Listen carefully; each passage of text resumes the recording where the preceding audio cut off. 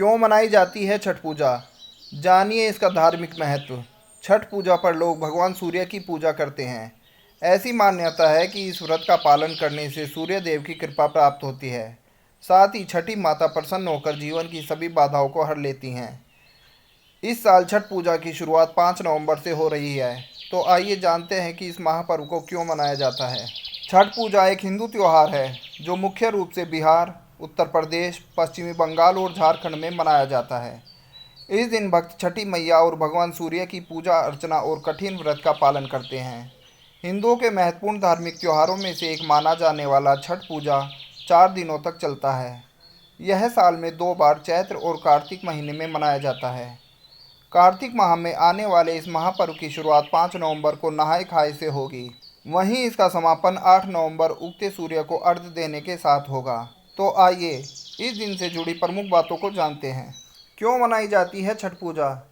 छठ पूजा का पर्व सूर्य देव को धन्यवाद देने और उनके प्रति कृतज्ञता प्रकट करने के लिए मनाया जाता है।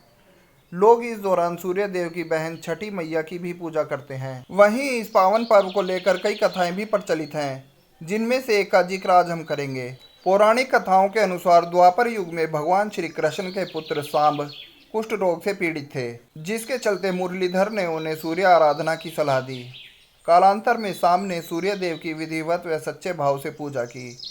भगवान सूर्य की उपासना के फलस्वरूप सांब को कुष्ठ रोग से मुक्ति मिल गई। इसके बाद उन्होंने 12 सूर्य मंदिरों का निर्माण करवाया था। इनमें सबसे प्रसिद्ध कोणार्क सूर्य मंदिर है, जो उड़ीसा में है। इसके अलावा एक मंदिर बिहार के औरंगाबाद में है। इस मंदिर को देवार्क सूर्य मंदिर के नाम से जाना जाता है।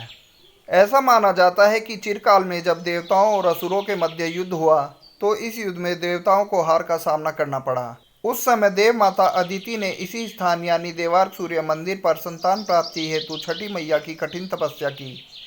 इस तपस्या से प्रसन्न होकर छठी मैया ने अदिति को तेजस्वी पुत्र प्राप्ति का वरदान दिया था।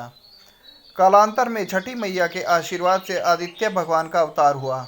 आदित्य भगवान ने देवताओं का प्रतिनिधित्व कर देवताओं को असुरों पर विजय दिलाई। तभी से पुत्र प्राप्ति, संतान व परिवार की सुरक्षा हेतु छठ पूजा की जाती है, जिसके शुभ फल से सभी मनोकामनाओं की पूर्ति होती है और जीवन सुखमय रहता है। 5 नवंबर मंगलवार को नहाय खाए के साथ ही लोक आस्था के महापर्व छठ की शुरुआत हो चुकी है। इस दिन व्रती गंगा समेत पवित्र नदियों में स्नान ध्यान के बाद सूर्य देव की पूजा करते हैं। इसके बाद सात्विक भोजन ग्रहण करते हैं। भोजन में चावल, दाल और लौकी की सब्जी ग्रहण की जाती है। हिंदू कैलेंडर के अनुसार कार्तिक शुक्ल चतुर्थी तिथि को नहाय खाए होता है। यह पर्व संतान की प्राप्ति और उनकी समृद्धि के लिए रखा जाता है। इस पर्व में भगवान भास्कर और छठी मैया की पूजा का विधान है। अब सवाल है कि आखिर नहाय खाए का व्रत कैसे होता है शुरू? छठ पर कब दिया जाएगा अर्घ्य? ज्योतिषाचार्यों के मुताबिक लोक आस्था का महापर्व छठ कार्तिक माह के शुक्ल पक्ष की चतुर्थी तिथि से लेकर सप्तमी तिथि तक मनाया जाता है। इस दौरान सूर्य देव की पूजा उपासना की जाती है। छठ की शुरुआत नहाय खाए से होती है। इसके अगले दिन खरना करते हैं। वहीं कार्तिक माह के शुक्ल पक्ष की षष्ठी तिथि को डूबते सूर्यदेव और सप्तमी तिथि को उगते सूर्यदेव को अर्घ्य दिया जाता है। उगते सूर्यदेव को अर्घ्य देने के साथ ही छठ पूजा का समापन होता है। व्रती खरना पूजा के बाद लगातार 36 घंटे तक निर्जला उपवास करती हैं। नहाय खाए को सूर्योदय व सूर्यास्त का समय। पंचांग गणना के अनुसार 5 नवंबर को नहाय खाए है। इस महापर्व के सभी मुहूर्त सूर्योदय और सूर्यास्त के टाइमिंग पर निर्भर करते हैं। इस दौरान व्रती स्नान और ध्यान के बाद सूर्यदेव की पूजा करेंगी और फिर सात्विक भोजन ग्रहण करेंगी। इस दौरान कद्दू को किया जाता है सात्विक भोजन में शामिल। आखिर क्यों करते हैं कद्दू को सात्विक भोजन में शामिल?